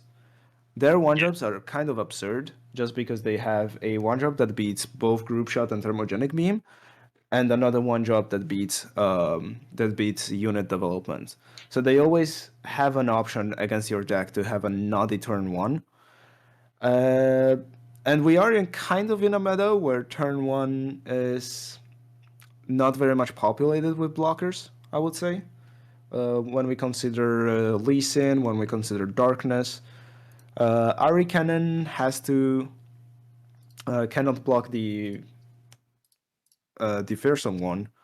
And of course, there are other decks like Scouts and Fizzlu that are like board based that actually can get those blocks, but the deck is so much stronger on turn 1 than on turn 2, and you can feel it, in my opinion. Yeah, I think you can definitely feel it. Attacking one does Mhm. matter enough that I feel like it's the deck that relies the most on going first compared to any other deck in LOR. And I just basically I would not like to see more designs like Lurk in the future. I agree. And also, this is the sort of deck, since it does have almost no interaction, that you just have to throw shit on the board, right? Which means that on turn 2, you cannot do like other decks that, in the same situation, would go like, okay, I am playing around my opponent card, I open attack. Yeah, I feel like Lurk cannot play around stuff because they have to attack every single turn. Yeah. Even Yeah. the Lurk players, they just attack even if they have bad trades just because they have to trigger Lurk. Yeah. You really do. Unfortunately, if you miss a lurk, it does hurt a lot. But Yeah, I'm just thinking about the play pattern on turn 2 when you're on evens, where you would probably want to take that open attack, but if you do, you're not pushing for your game plan, so you probably still play a 2-drop or 2 1-drops, even though it is not beneficial for you. I don't know. It's a very weird deck to me, and I would rather not play against it. Like, Drizov put it the best, where the deck is okay to play. Like, people can play it, whatever, but please do not play it in. You can play it in your games, do not play it in my games. Was what he said, and that is very true. yeah, I feel that a little bit. Honestly, I don't know. I feel like most of the decks I play beat lurk, so I don't. Yeah, It doesn't same. bother me. It just fucking sucks when they have like leveled Rek'Sai on 4 because they hit triple Rek'Sai in a row, or like they have 3 pikes in the opening hand. Like, how do you beat that shit? How do you beat 3 pikes, like 2 pike spells and then a third pike to give you Bone Skewer? How do you beat Basically, you play Droplet on 1. that? Yeah. I don't know. That's my issues You with the know the deck. story. Otherwise, I think Lurk is like pretty fine. No, Yeah. I'm fine with Lurk being in the meta. Like, it will be, if it doesn't get supported, it will just run its time anyway. I feel like it's deck very similar to Deep, where they will release a support card every now and then, but not a lot, and then eventually the deck will kind of die out like Deep does. That's Yeah, the life maybe. cycle We seems might like also right now. see ourselves getting more deep cards with the next thing. Like my guess. Oh, I am very excited for what do we call it? The day that where they just print cards from random regions Yeah, we have during no thing during on that reveals. actually yet. We have no idea what's going to happen with that, which actually could. I guess that's perfectly transition to We the next thing. skipped it last time, right? What? Sorry. We skipped like the day where there is each reveal season. There is like a day where they go like, okay, these are the regions that do not get support. They get like 1 or 2 cards. Here are the 1 or 2 cards, Yeah. and they are completely random shit, right? So I think we skipped it last reveal season. we'll probably get more even spread this time of like the cards coming out because we have 10 regions and they said 10 is like the max. It's going to be like that. So we'll get the roadmap soon. What would you guys like to see on like the roadmap actually that's coming? Void expansion. It's not going to be a region, but it would be like for everything then, right? No, but every region's gonna get Void champions, right? Yeah, That Void would be like expansion the sounds expansion. real. Yeah, right? I don't know. That's my theory. But actually, on the region map, I'd like to see some sort of competitive announcement. Just something. Yeah, that's been going Literally on as anything. well. Even just another word saying we're working on it. Here's what we've got planned. Here's what we're thinking about. So here's what we're going to be testing and when we're going to be testing. That would be really nice. I think for this, I guess for the people that don't know, there's been like a bit of discussion going on lately about the competitive scene of Legend of Runeterra. I mean, the competitive scene is not huge, but it does really matter to a whole bunch of people. There's people like just kind of quitting because they don't like it, and like I know Mo tweeted about it lately, and it's just basically like seasonals is not meant to be a competitive tournament. It's supposed to be like a community tournament with one kind of like huge winner who kind of just get hyped up by Riot, you know. And yeah, how are you guys feeling about competitive in general then? I mean, I agree with Mo's take on seasonal. I think that like if you think it's supposed to be the pinnacle of competition, you're kind of wrong. But if it is definitely it definitely shows that that the top competitors do come out because we have seen people consistently top cut, but it's not the most competitive environment you'll ever have. That said, I would really like them to give us some alternatives or like I have no issue with them taking away seasonal if it means we can get like more smaller tournaments or like I really want tournament mode. I don't know if you guys saw the tweet by Wickhelm today. One day we'll have in-client tournament mode. Let me see if I can dig it up. So I think the things that you said, like smaller tournaments, is like we have one big tournament right now with every 2 months, which is seasonal. And if you do not make the top cut, you feel so bad because it's just there's nothing else going on between that time that's official by them. Especially for the players that don't play on the America chart, there's like a lot less tournaments as well. So, all right, Monty, you can. I see you got like something to say. Yeah, first. we got a raid. Welcome, guys. Thanks, Fate. Happy birthday. Everybody in the chat, say happy birthday to Fate. And go follow him if you don't already. I hope you had a great stream, Fate, and I hope your birthday goes really well. Welcome to the podcast. We're doing the Wobbly Wobcast. It's the first one ever. It's we've had a lot of technical difficulties, but we're doing our best. So yeah. Hope you guys enjoy it. We're actually getting near to the end of our mapped out topics. So, Pat, how are you feeling about the competitive scene right now? So it's interesting because I do feel both arguments for this topic where people do want the tournament to be completely disassociated with the rest of the season, where other people do see as this not being a 1 day or 2 day tournament. This is a 2-month tournament, right? You are playing a seasonal because to play in a seasonal and do well in a seasonal, you have to do well the whole season. And I can see where both parts are coming from. I do not care which side Riot ends up like pushing for. I just want them to push for one of them. Like, so I think that would lead to a good question. Then is like, what would you like to see as like your ideal kind of competitive format for Legends of Runeterra? Well, I very much like the idea that Dr. LOR was posting on Twitter. I believe it was him. All right, just kind of quickly summarize it. Yeah, it is basically just play the same format, but 11 rounds, and that will bring to you would have only 30. You would have 33 people. 35 minutes or something like that is what it worked out to if you cut breaks by 5 minutes apiece, which is reasonable.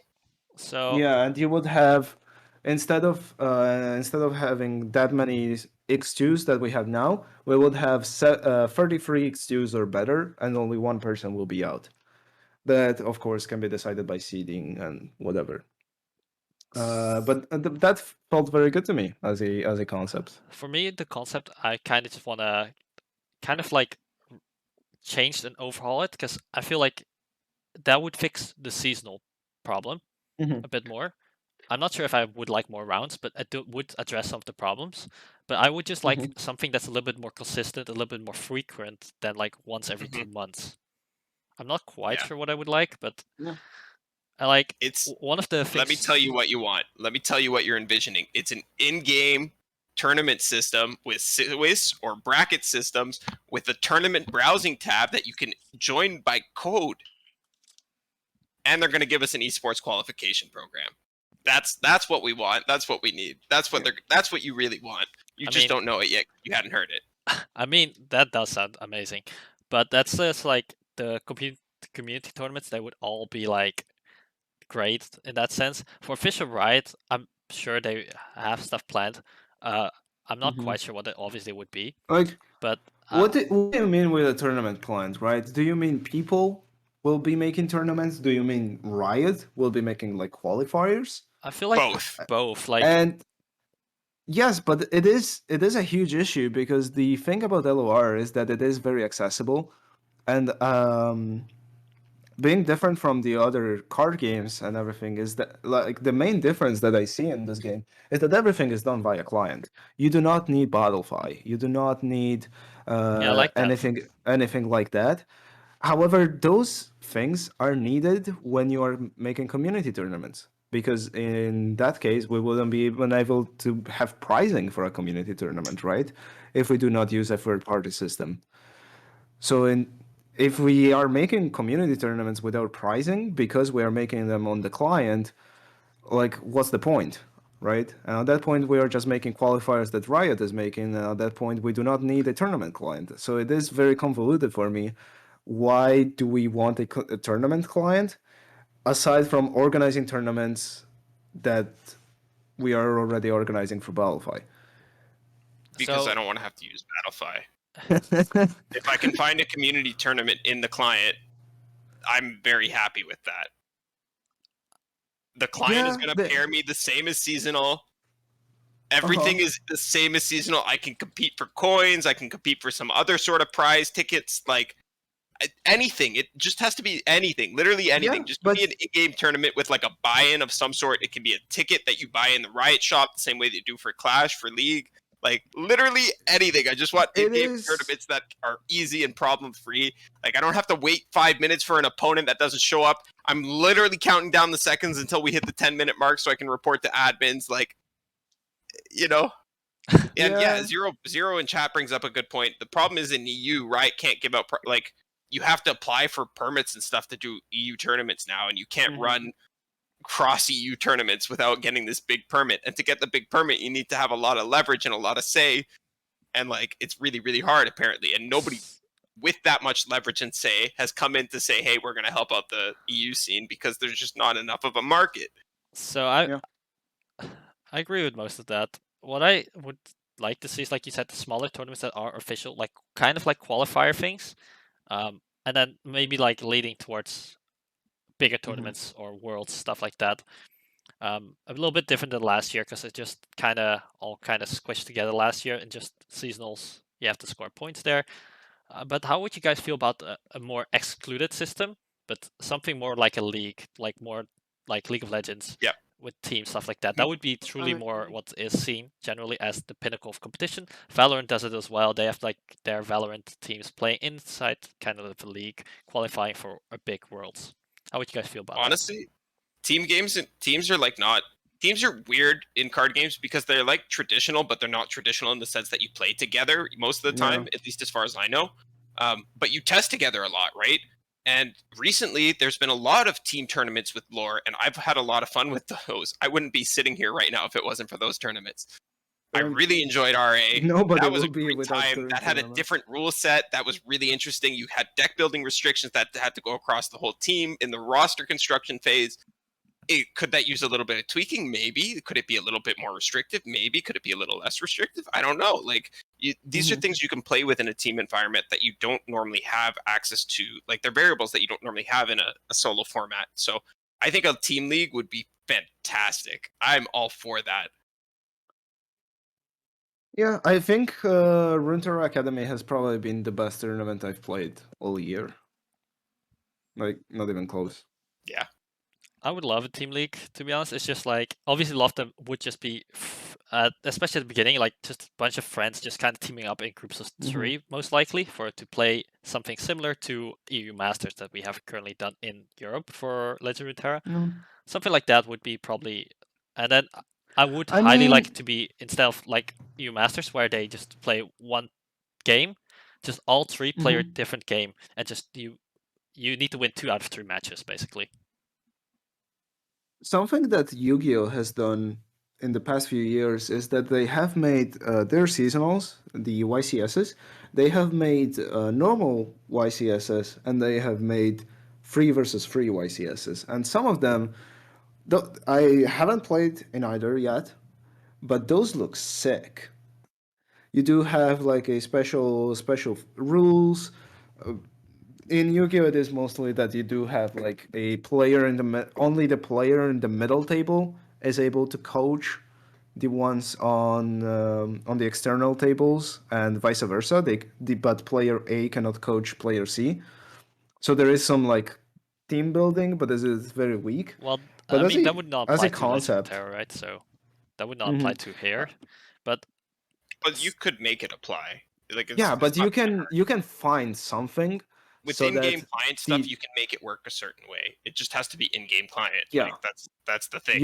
you can find some rule that makes an in-game tournament for teams special, right? Like it you cannot just make a team tournament and be like, okay, here's your seasonal match, and then you're playing your seasonal match, and sometimes you get thrown down by your teams and you're very sad, and sometimes you get carried and you're very hyped, but there isn't much more to it, right? There has to be some special rule for a team tournament that makes it actually interesting. I And mean, we need to find that for LOR, I, for an I in client personally would tournament, and like that is hard. the team part of like a team league to not be necessarily part of like the coaching and the communicating during the game. I would Hmm. prefer to be at two aspects. One, if which is the preparation, and then the second one possibly something like a pick system where you have three people and you just kind of you see the decks that somebody's playing, and a team in some kind of fair way picks the opponent for themselves. So you have like a good matchup, and then the opponent gets to pick the opponent your from somebody from your team, and that way you can kind of have like a pick ban system, possibly working out Yeah, in that way. Runeterra Academy, we had this system where in 3v3, the one team chose one matchup, and the other team chose the remaining two matchups. Yeah, And something like that. that was That very would be interesting. great. Hmm.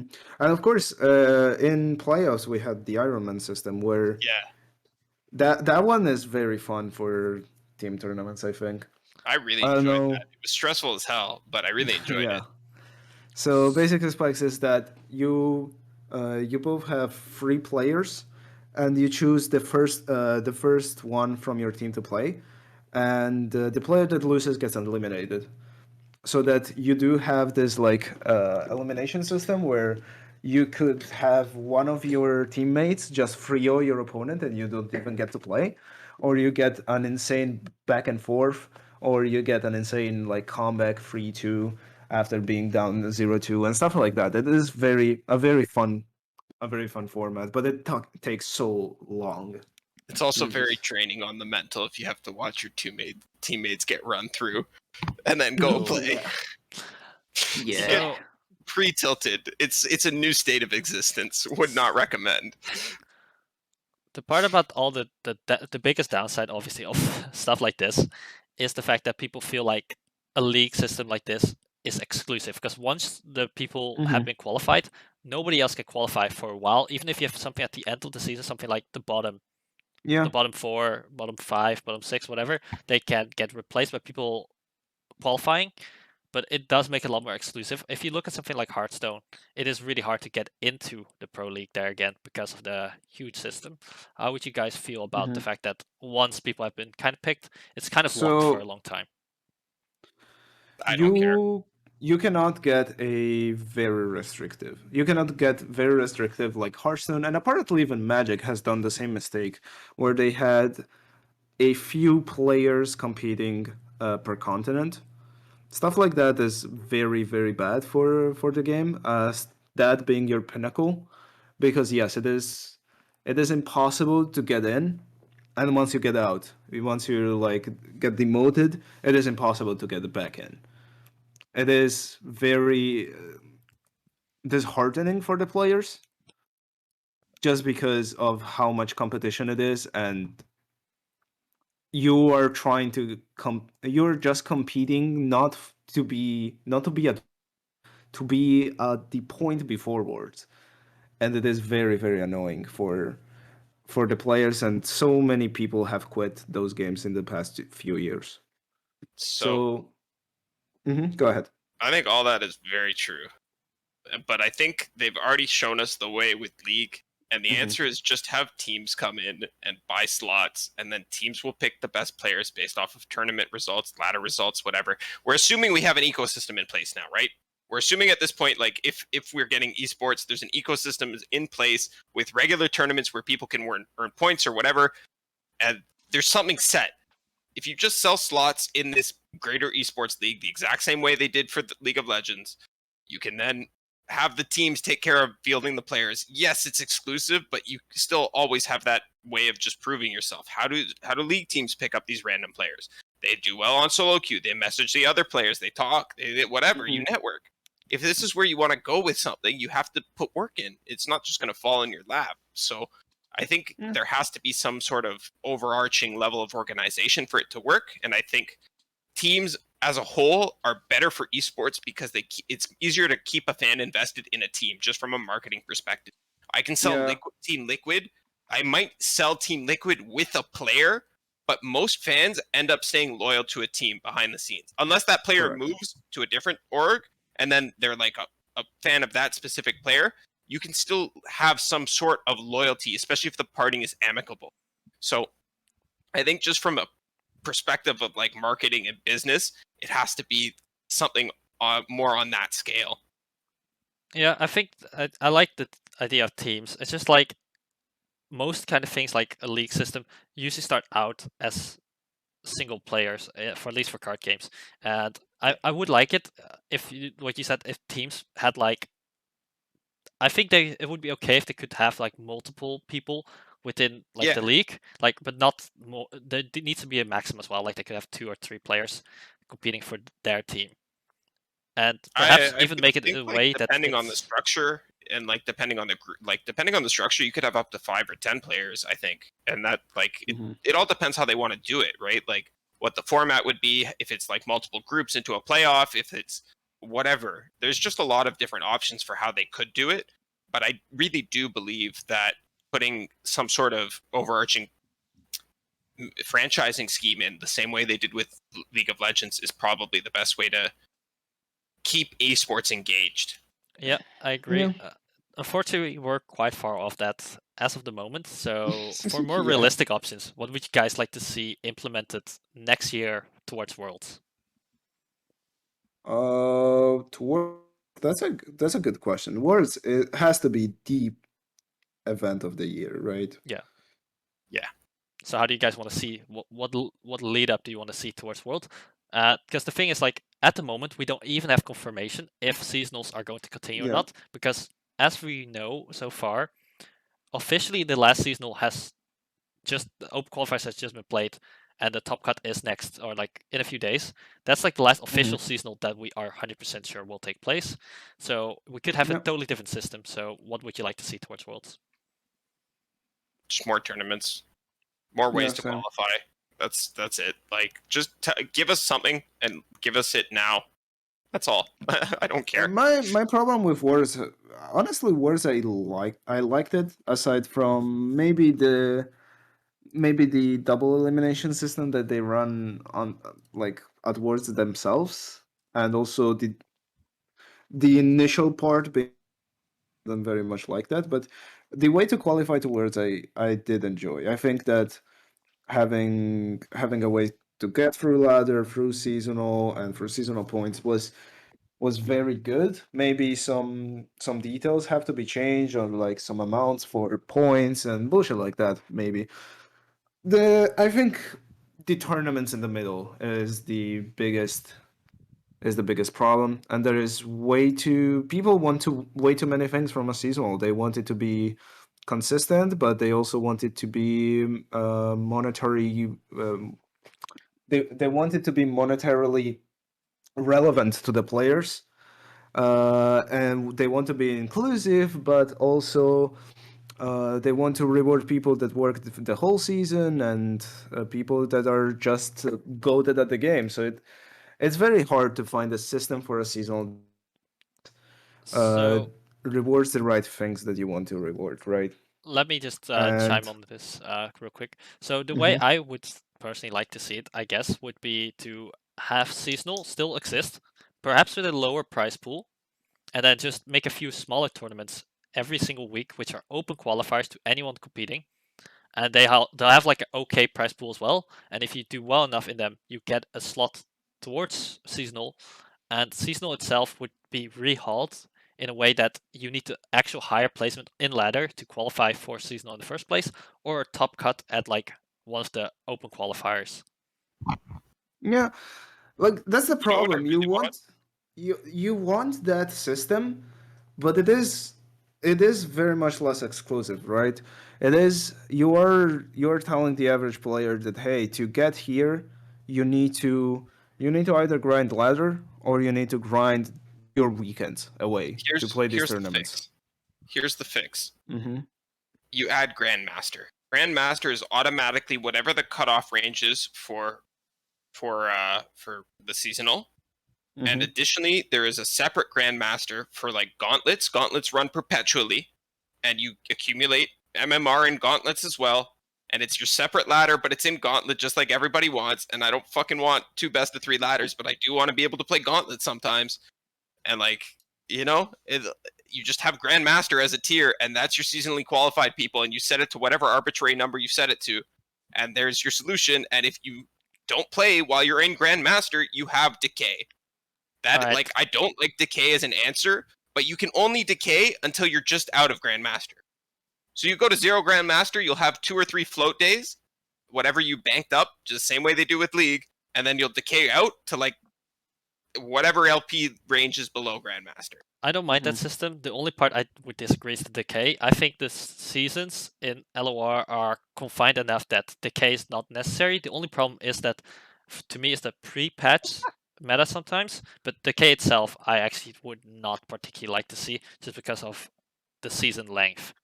Like, I don't think it makes sense to have decay when the season is not that long, actually. I really don't like Decay as a concept, to be fair. So I'm not attached to that whatsoever. I think like ladder is just flawed as a concept, but it is a flaw that we have to But it's like the we have to baseline. live with. It's a baseline, so you Mhm. cannot remove it. Correct. Why would I you think we add just Decay? have to Just live to with it. avoid camping. Because like if you have Grandmaster Decay, yeah, I don't like Decay either. But like, you know, Yeah, I you might don't need like it. the idea of decay. I would rather stay like this now, I guess then. I So that also, I guess this we can transition this into a more of a talk about how we feel about ladder and the 7-2 tiebreaker kind of thing that people have been talking about as well, and just Kever said all there is that needs to be said about that. like it's interesting. I was talking about it earlier that I do not know if people want it to be a seasonal effort or they just want it to be a on the date effort, right? And it does feel bad either way whenever you don't qualify after 2 months of preparing for this tournament, be it waiting for the tournament to actually happen or if you actually grinded the ladder.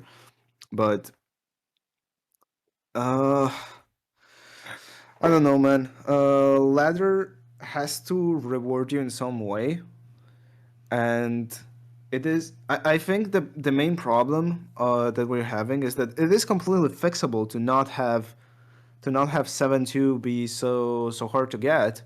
But the problem is what else do you reward the ladder players with, right? so I was thinking What perhaps you could just make ladder a bit different, not actual concept, but maybe you could just give like a straight like cash out price to the top of ladder. That way they get rewarded, but don't have like advantage for like the seasonal. Like it would Ooh, I take don't obviously cut from the seasonal. I don't know that I like that I don't think that will be allowed by law legally either. probably. Yeah. That sounds kind of illegal. Not gonna lie. That sounds very Wait, sketchy. Yeah. why is it more illegal than the seasonal tournament? I don't Uh, know, but giving direct cash prizes like that sounds like without yeah. some sort of like just for placing. I don't know. There's got to be some sort of legality thing there. But I'm not a lawyer. I'm just a simple insurance bro.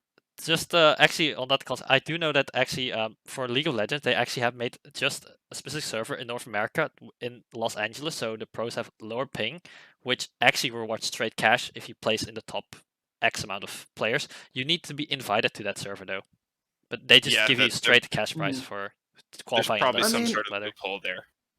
Like the problem at that point, you're kinda just giving ladder players a new tournament, right? Because that is Yeah. sort of what you're doing. That you're once again if you're giving like money to the top 16 players in ladder, how different is that from putting the top 16 in a tournament and making them play for money, right? I mean, the thing is, you want ladder to be incentivizing, but you don't want it to be like where people can go 2-2 in the seasonal and then make top cut. Yeah. So it's a little bit different, I guess. That's what I'm saying. Like, aside from literally money that helps your life, I don't know what you can do as ladder incentive aside from seasonal tiebreakers, because you do need an incentive for top ladder players. And there is literally nothing. The other game, what other games do, is that the tournament in the first place is very exclusive, and it is only for top 16 of ladder. Now Hearthstone recently changed from top 16 to top 50, but that is still, for our standards, it is very very exclusive. Yeah, exclusive. I agree. I think seasonal should be a tournament that people can participate in, even though it feels really, really wide right now. And the current system, because there's no worlds points, it just incentivizes people to just kind of just drop after they are out, which causes a lot more of the 7-2 problems. I think they should just award. Maybe the system should be just like set you up for words through ladder, perhaps. Maybe give like more ladder spots, or ladder spots to matter more in terms of points. So I feel like the flaw with that personally is like, if you do it towards like worlds in some way or another, it means ladder matters, but only matters in a really, really long time from when you might be at the top of ladder. Like you need something that's more like true. quickly, like right now that you can actually make use of. Because if you, let's say you get the top ladder like next season, worlds might not be for another 6 months. Like that's too far away, I think. Yeah, I agree with you there, Spikes. Yeah, you're right. I don't know. I think the solution is just give us tournament client. That's it. Just give us a tournament client so we can freely browse tournaments. That's all we need. We've been broken record here, but all right. I cannot think of tournament client ever working. Like, I don't know. It works in every other card game. I wouldn't imagine like Riot giving us the freedom to make a tournament open to the public and then give it a description. Like, straight up just giving a description to the tournament, it is not something that I can imagine them doing. Why? Right? And I don't know, I don't think that LOR is a game that will be built that way. I don't think they you as an LOR player, we do not like receive we do not receive inputs from strangers. Like, when I go into my client, it is just me and my friends. Seeing things written by somebody that I do not know, I mean, will be so weird for LOR, and I think that it is but a direction that they've chosen. We could see decks for like 2 patches. You could see what your opponent titled their deck. well, yeah, that was a bug there. that was very funny. But you could. Yeah, I mean, I agree with that. It's just, I don't know. I think that's like a nitpicky thing. I'm not sure. I cannot imagine LOR just letting me write Riven ties on fucking on the client in front of everybody. Why do you have to be able to title your tournament? Your tournament. You just select. Because how do I tell them? Okay, how do I tell you then? How do I get you your pricing, for example? Right. I need to give you some. It's in-game tournament client. There's no prizing. This is why you still have outside tournaments, but like the pricing is like in-game tournament points. Yeah. Okay, I see that. It's Riot coins or whatever. Like maybe for them to do it based on the way they do stuff with League Clash, it's got to be like buy-in with it paid out in like prismatic chests, or like not prismatic chests, but like prismatic chests for skins. You get a random skin or something, you know. But League is able to do that because they have a roster of 100 champions with anywhere from 1 to 6, 7, 8, 9 skins a piece, you know? So this whole thing is just like, even though we talk about all this, the things that we have to consider is that we are a very small part of the community that plays a lot more than like most people do, and that is a big reason why it often feels like Riot is not investing that much into the competitive scene, because a lot more people play this game very, very casually. I don't know. I think they give us a decent amount of support. I agree. Maybe like not enough. I agree they could be doing more, but look at it from their perspective, right? Yeah, I agree. There's like a good amount. It's just like the when they announced seasonal, I was very, very happy with the amount of money and Yeah. frequency and stuff. It's just like nothing has really changed, and you kind of do feel always want to feel like you're going in like a better direction, you know? Yeah. Well, I think they're waiting for their moment, right? I think Riot has always been very good at picking and choosing their moment, and I think that, like, to be frank, the competitive community is just not here yet. It's just not where it is, and part of that is that Riot has not pushed it at all, right? But to say it is what it is, given the fact that it's all off the back of the grassroots scene, is fantastic. I don't know where everybody's coming up with this PvE. Okay, I'm going to go on a tangent about the PvE right now. All They right. have explicitly said multiple times that they are completely separate teams. People are trying to argue, oh, if they put more money into PvE, they won't put money into balancing the regular game. All right. Maybe. Do you guys actually even play PvE? But Riot is smart, right? Riot is a smart company. If the PvE pops off that much, they'll just split it completely. So long as regular LOR is not dying, they're not just going to take less from us. They're not going to decrease our resources. We'll have the same. If anything, because the PvE will get bigger, the regular game will continue to grow as well. Like, there's no way they won't fix. It's just not possible. I don't know. Have you guys? Okay. Tell that to the free expedition players that are listening right now with a straight face. I've seen people playing expeditions. Yeah, exactly. Where is But the expedition support, Mr. Monty? There's a problem with expeditions, but they balance expeditions every single patch, Mr. Pat. It has Do support. they? No, they haven't do. done it in a while. I'm pretty sure. They haven't in a while. Are you sure? Yeah. They've just kind of let Yeah. it just kind of hang. To be honest, the expedition thing has not changed in a really long time. But to be fair, expeditions are inherently flawed. Well, yes, ladder is also inherently flawed, so eventually. No, but expeditions I'm just are like, saying. there's no like reward for them. You don't feel good. Like, your capsule isn't a real reward.